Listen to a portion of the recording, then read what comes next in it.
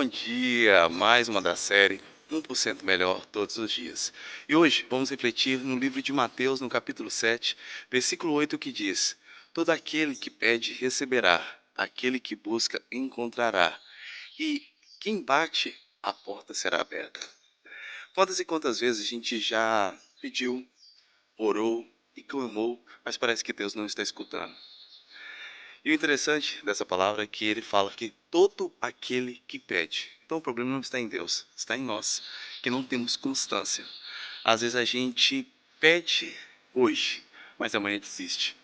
A gente busca, mas cansa.